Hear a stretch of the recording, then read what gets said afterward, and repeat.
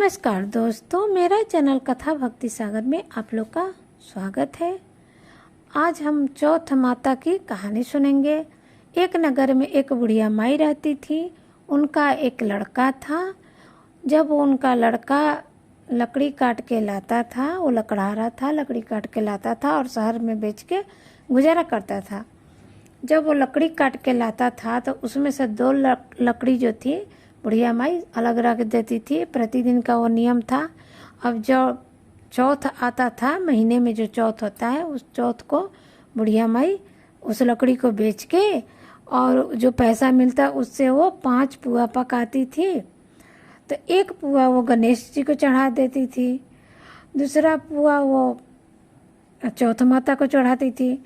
उसके बाद तीसरा पुआ जो था वो एक ब्राह्मण को दान कर देती थी, ब्राह्मण को खिला देती थी। चौथा पुआ बेटा को खिलाती और 5वां पुआ खुद खाती थी। 5 पुआ ही पकाती थी। इस तरह से बुढ़िया माई का नियम था।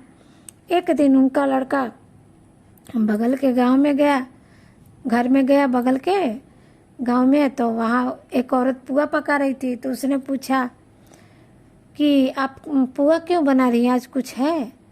तो वो औरत बोली, मैं तो आज ही पुआ बना रही हूँ, तेरी माँ तो रोज पुआ बनाती है। तब वो नाराज होके अपने घर आया और बोला अपनी माँ से कि माँ, मैं इतना मेहनत से लकड़ी काट के लाता हूँ और तुम रोज पुआ बना के खाती हो। तब उसकी माँ ने बोली कि नहीं बेटा, मैं रोज पुआ नहीं बनाती हूँ। जिस दिन चौथ का पर्व होता है उस दिन मैं पुआ बनाती हूँ, 5 पुआ बनाती हूँ। और पहला पुआ जैसे चौथ माता को, दूसरा गणेश जी को, तीसरा ब्राह्मण को, चौथा तुमको और 5वां पुआ मैं खुद खाती हूँ। इस तरह से मैं व्रत को पूर्ण करती हूँ। उसका बेटा नाराज हो गया, बोला मैं दूसरे शहर में जा रहा हूँ कमाने। अब उसकी माँ समझाती रही लेकिन वो समझा नहीं। तब माँ ने उसको कुछ आंके दिए और बोला कि लो ये आंके लेके जाओ, अगर कहीं भी जो तुम्हारे ऊपर मुसीबत आए तो इस आंके से चौक को पुर लेना, तुम्हारी मुसीबत टल जाएगी। अब उसको तो मन नहीं था लेकिन बेमन से आंके लेके चल दिया। जब जा रहा था कुछ देर गया तो जंगल था, तो वहाँ देखा कि एकदम खून की नदी बह रही है और उस नदी को पार करना था। वो कैसे पार करे?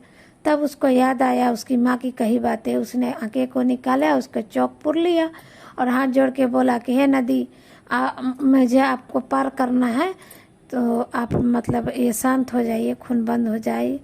तो उस तरह से वहाँ पर वो खून का बहना बंद हो गया और स्वच्छ पानी बहने लगा और वो लकड़हारा का जो था वो पार हो गया।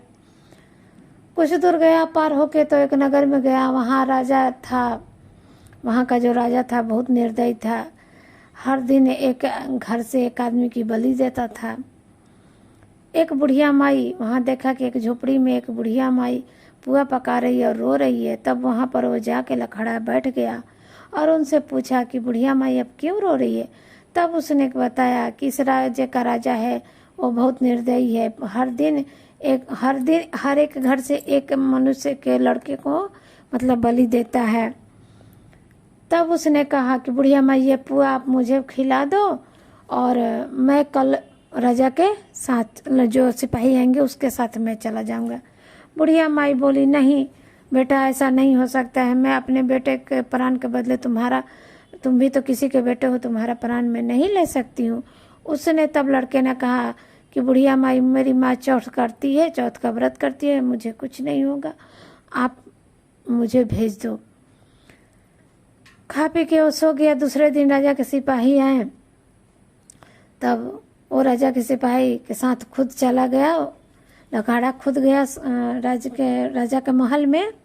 वहाँ गया तो राजा के कहे अनुसार जो मटका पकता है, आवा होता है, उसमें राजा के सिपाही ने क्या किया, लखाड़े को आवा में डाल के और उसमें मटका उटका रखा था उसमें आग लगा दिया। इसने क्या किया, जैसे वो लोग डाले आवा में, उसने वो आंखें निकाली और उसका चौक पोर के और बैठ गया। कुछ ऐसा हुआ कि एक ही दिन में वो सारे मटके पक के हीरे मतलब सोने चांदी के हो गए और इसको कुछ नहीं हुआ। ये जितना दूर में बैठा था पूरा हरा हरा दूब उग गया था। तो उधर से एक जो झाड़ू लगाने वाली होती है गली घर में, वो झाड़ू लगा रही थी एक टुकड़ा उस आवा में चला गया, टन से आवाज आया। तब उसने जाकर राजा से कहा कि महाराज आपके आवा तो पक गया है, आप उसको खोल दीजिए।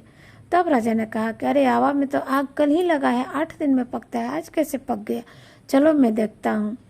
तब राजा सिपाही के साथ गए वहाँ पर और खोल के देखा तो उन्होंने देखा कि सारे मटके जो हीरो मतलब सोने चांदी के हो गए हैं और वो लड़का एकदम आंख मूंद के बैठा है, उसके चारों तरफ दुब जम गया है, उसको कुछ भी नहीं हुआ, उसको रेप भी नहीं हुआ। ये सब चौथ माता की कृपा थी। तब राजा से उसने कहा कि बताओ तुम कौन हो, तुम्हें आग के अंदर भी तुम्हें कुछ नहीं हुआ, तुम्हारी क्या महिमा है, कैसे हो, कोई जादू करते हो, क्या हो। तब उसने कहा लखाड़े ने कि नहीं महाराज ऐसा कुछ नहीं है, मेरी माँ जो है हर एक महीने में जो चौथ आता है उस चौथ का उसने व्रत किया है, इस कारण मुझे कुछ नहीं होगा। तब राजा ने उसको अपने राजमहल में ले गया और राजा ने अपनी जो उनकी लड़की थी उसका विवाह उससे करा दिए, करा के ढेर सारा धन दौलत देके उसको विदा किए। तब उसने क्या किया, अपनी पत्नी को साथ लेके और सोना चांदी ढेर सारा धन दौलत लेके अपनी बुढ़िया माई के पास आया और माँ को पैरों में गिर के रोने लगा। बोला कि माँ तुम्हारे कारण ही आज ये सब मिला है मुझे और मैं तुम्हारे कारण ही जीवित हूँ। और वो लोग हंसी खुशी रहने लगे। तो जिस तरह से उस बुढ़िया माई के पुत्र को चौथ माता ने लंबी आयु दी, उसी तरह कहने वाले सुनने वाले हुंकारी भरने वाले सबके पुत्री को चौथ माता लंबी आयु दे। चौथ माता की